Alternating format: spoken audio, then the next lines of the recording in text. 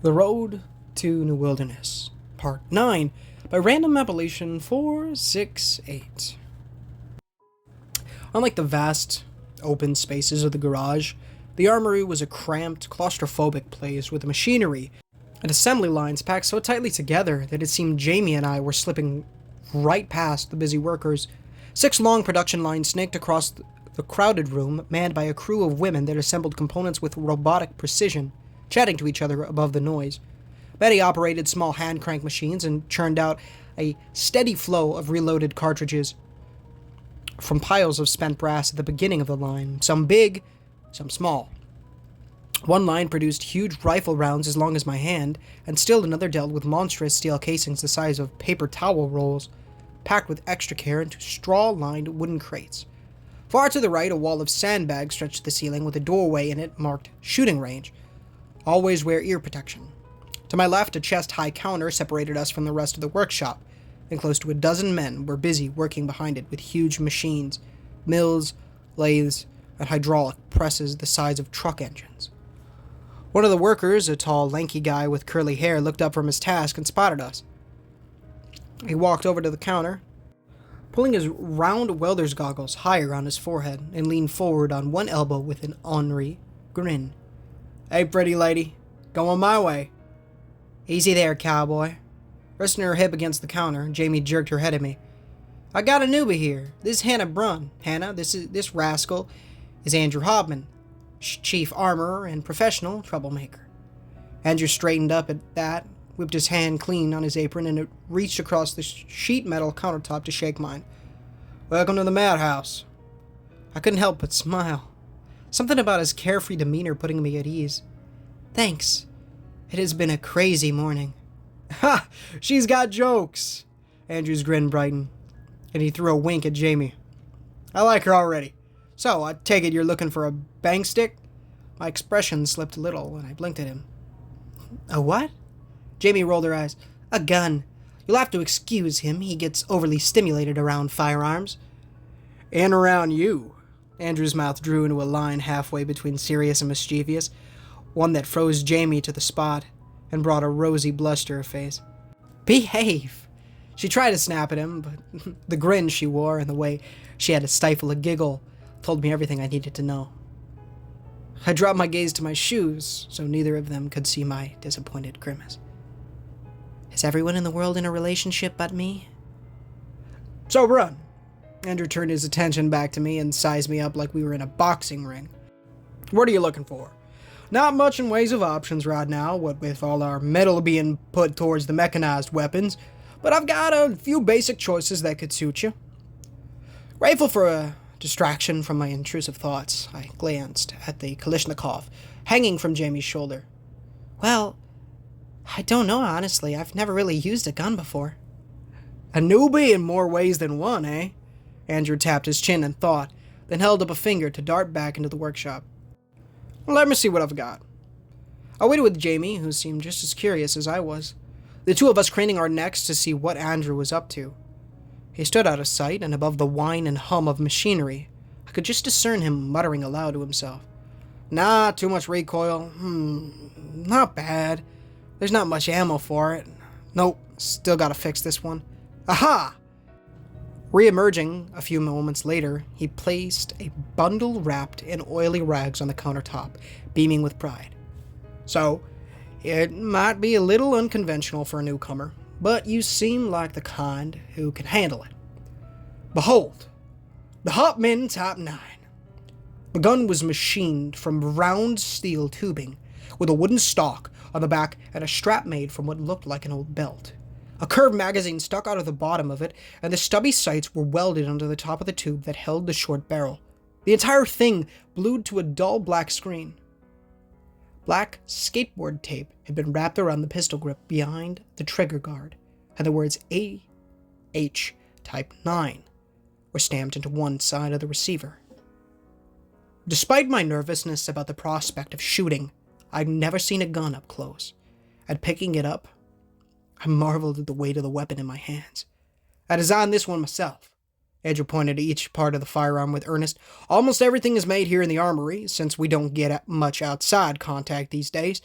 The selector switch lets you make single or full auto shots. The stock has a cleaning kit inside it, and I even added a heat shield to keep you from burning your fingers when the barrel gets hot. It's open bolt, so it's simple to maintain and a breeze to shoot. Cool. I turned it over in my hands, unable to stop the grin from spreading over my face. Oh, once you start going on combat patrols, you'll be able to scrounge a better one. Andrew slid a canvas bandolier with more homemade magazines across the counter to me and stacked several boxes of cartridges next to it.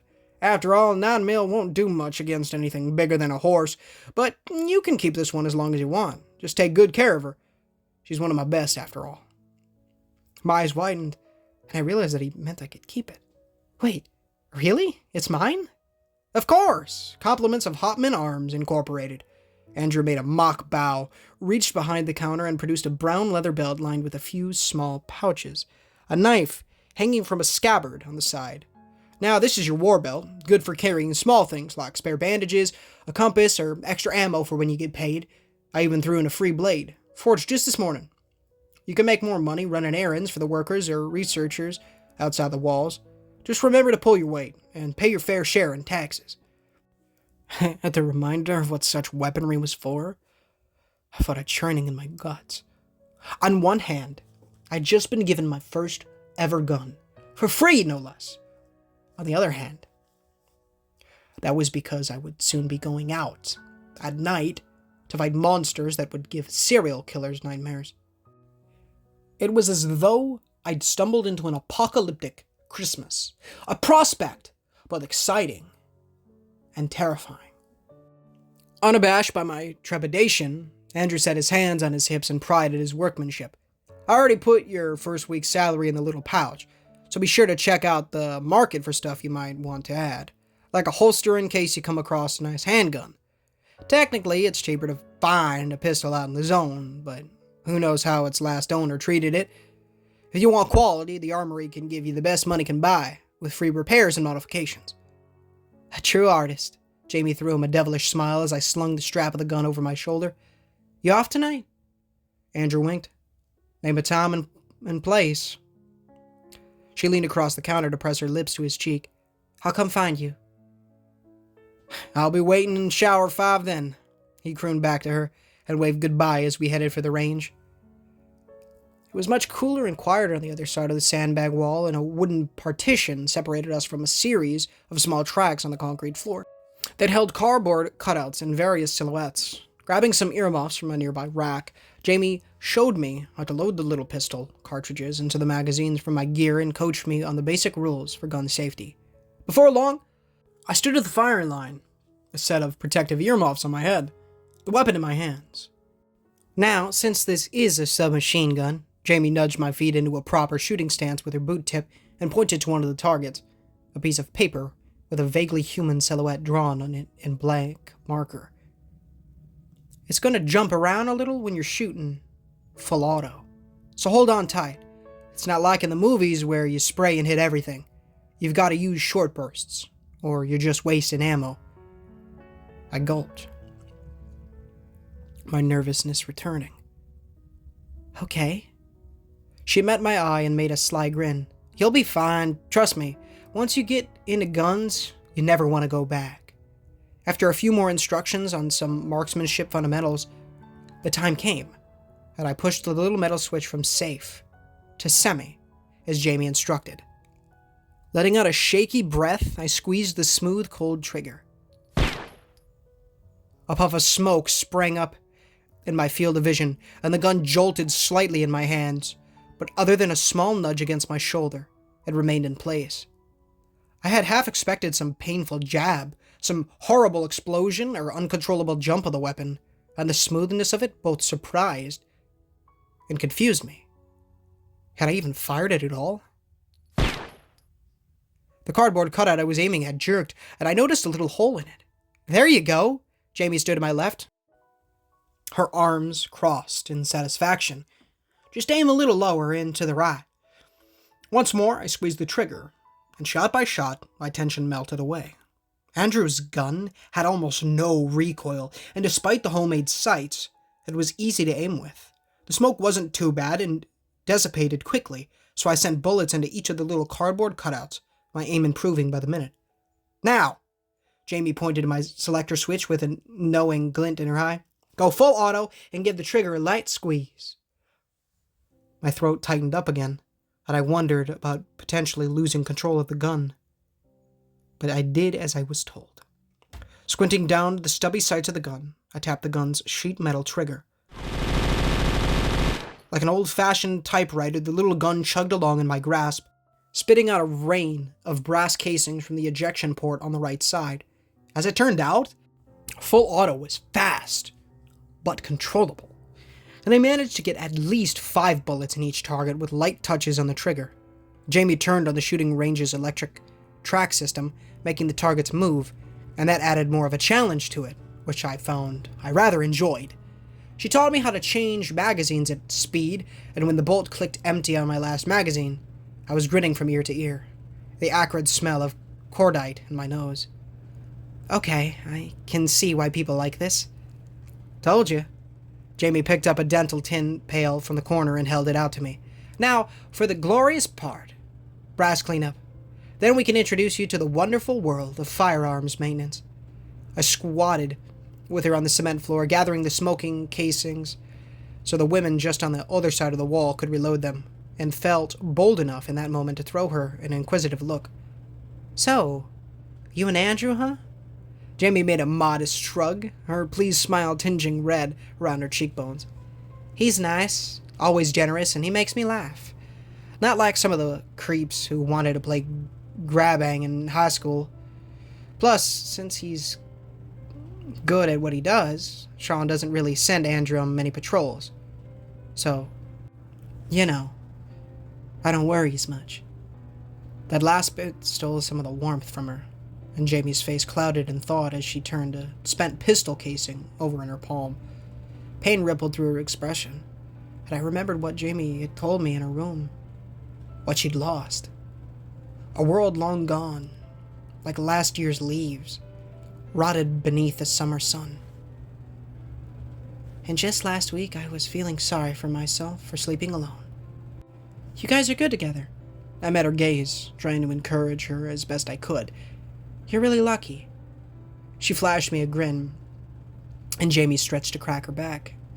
Of course I am. I've got a hand of the mutant killer with me. That's lucky in and of itself. Something about that name stuck in my head and dragged a smile across my face.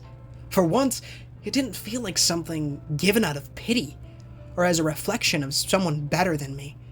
This was a true nickname, one I'd earned, and I shouldered my new submachine gun to follow Jamie out of the range, a spring in my step. Hand of the mutant killer. It's got a nice ring to it. Hey guys, Ned's Gamer here, and thank you so much for watching today's video. If you did enjoy, please feel free to leave a like, as it does help the channel innumerably, and does get the gospel and abuse feeds, as well as, excuse me, as well as please consider subscribing, as we are trying to hit 1,000 subs by the end of the year, and it would be a massive blessing from the Lord if you guys did so. Of course, read that $1 million question on screen right now, description, pinned comment as well. Teach you how to become born again, go to heaven, not go to hell. Want to see you in heaven, not in hell.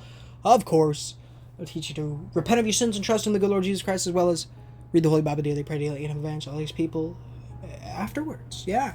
So guys, I hope you enjoyed part 9 of this wonderful story by Random Appellation, The Road to New Wilderness. Go check him out, description. Both his Reddit as well as the original story link are down there, as well as all the music in this video. Shout out to my man's Mew.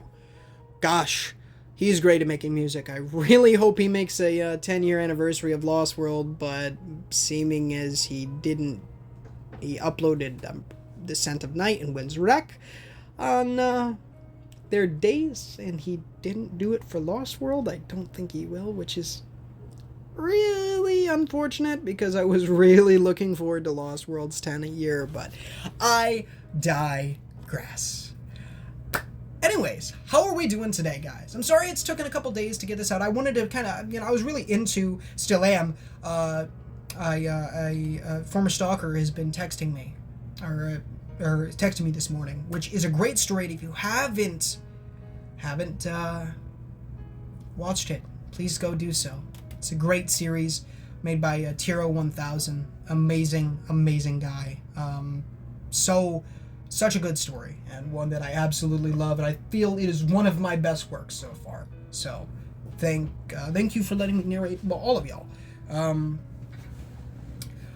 Stay tuned. Come by the stream. If you guys are listening, you want something to watch, it's going to be in a few hours. Stream later. Escapist 2. We are going to finish this gosh dang platinum and get that DLC done. At least that's the plan. And then depending on how late it is, we are going to move on to Foreclosed. And I will do that one. And we'll have to see, I suppose. But excuse me, that one should be done. Both of those I need to get done. Obviously, tons of stuff is coming out soon. The 14th is a crazy day.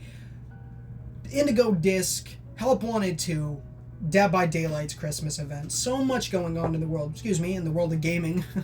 And it's just an absolute blast. Sorry if there's an echo. I have my phone like kind of away from me right now, just kind of chilling, free hands mode.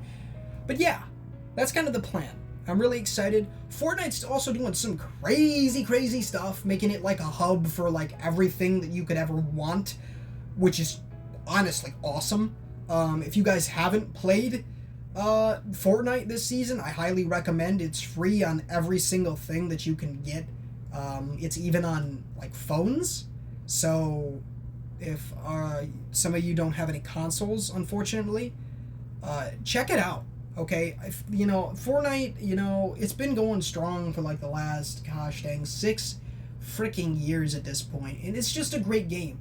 I love it. Essentially, there are 4 modes, 3 of which are brand new. Obviously, you have the basic Battle Royale, which is fantastic this season. Awesome modifications to weapons. I absolutely love the ARs this season. They're cracked. I love the snipers. They're freaking awesome. The sound that they make is nuts. I love it so freaking much. Shotguns are, alright. I'm not, close range combat's not, I don't know, it's alright. My favorite shotgun is the charged shotgun. I really like the ability that it has, so it's really cool. Anyways, then they have the Lego mode, which is essentially kind of like Minecraft, and it's really fun. Obviously, it's not as good as Minecraft by any means. Minecraft is way better.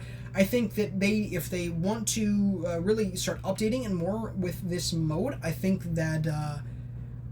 terrain editing needs to be a thing. I think that is something that really needs to come into thing, because building is kind of jank. At least what I'm doing, where I have my base built on. It's getting a little janky, so yeah. But yeah, that's kind of where we're at right now. There's also a rocket racing mode, which is just a racing mode. I suck at it, but it's very fun. Very quick matches too, which is really awesome.